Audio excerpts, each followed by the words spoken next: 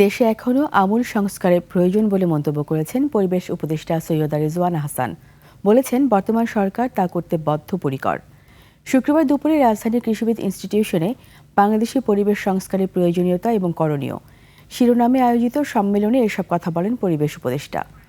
পরিবেশ সংরক্ষণে সরকারি উদ্যোগের পাশাপাশি সামাজিক দায়বদ্ধতার জায়গা থেকে জনগণকে সচেতন হওয়ার তাগিদ দেন সৈয়দা রিজওয়ানা হাসান। এ সময় পরিবেশ সংরক্ষণ নিয়ে বর্তমান সরকারের বিভিন্ন উদ্যোগের কথা তুলে ধরেন তিনি। বলেন, সরকারি অনুষ্ঠানগুলোতে এখন প্লাস্টিকের ব্যবহার বন্ধ করা হয়েছে, সচিবালয় হয়েছে প্লাস্টিক মুক্ত।